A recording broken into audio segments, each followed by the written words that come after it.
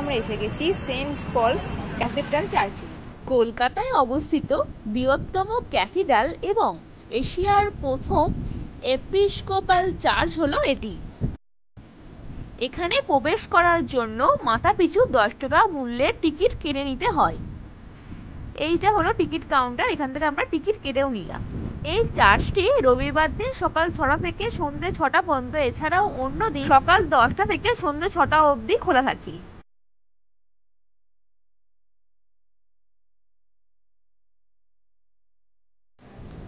চার্চের বাঁ দিকে রয়েছে ভগবান যিশুর উদ্দেশ্যে মোমবাতি জ্বালাবার জায়গা।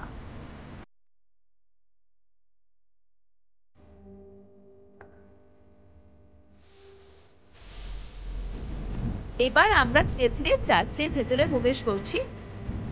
চার্চের ভিতরে ফটো তোলা বা ভিডিও করা নিষিদ্ধ, তাই বিশেষ অনুমতি নিয়ে আপনাদেরকে যেটুকু পারলাম দেখাবার চেষ্টা করলাম। এটা হলো প্রার্থনা কক্ষ, যেখানে বসে সবাই ভগবানের উদ্দেশ্যে প্রার্থনা করেন।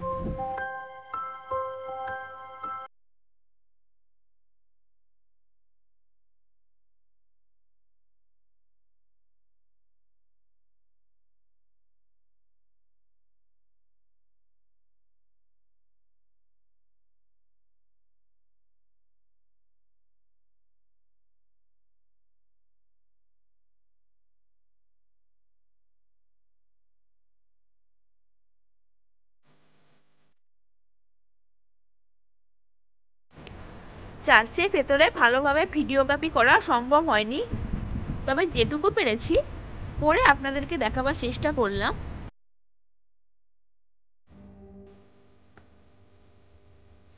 আপনারা চাইলে অবশ্যই এসে একদিন ঘুরেও যেতে পারে, তবে কিভাবে আসবেন সেটা জানিয়ে দিই আপনাদের। হাওড়া স্টেশন থেকে বাসে করে এসে চৌরঙ্গি রোডের বিল্লা তারামণ্ডলের সামনে নামতে হবে। এছাড়াও যদি আপনারা মেট্রো করে আসতে চান তবে ময়দান মেট্রো স্টেশনে নেমে 5 মিনিট হেঁটে আসতে হবে। সেন্ট পলস ক্যাথিড্রাল চৌরঙ্গি রোডে বিশপস প্যালেসের ঠিক উল্টো দিকে রয়েছে, আর এমপি বিল্লা তারামণ্ডল রয়েছে এই চার্চের পাশেই। যানজটপূর্ণ কলকাতা শহরের মধ্যেও যে এত সুন্দর শান্তিপূর্ণ জায়গা রয়েছে তা এই চার্চে না এলে বুঝতেই পারতাম না। চার্চের পিছন দিকটাতে সুন্দর সুন্দর বাহারি গাছ রয়েছে, এছাড়া বিভিন্ন রকম ফুলের গাছও আমরা দেখতে পাচ্ছি।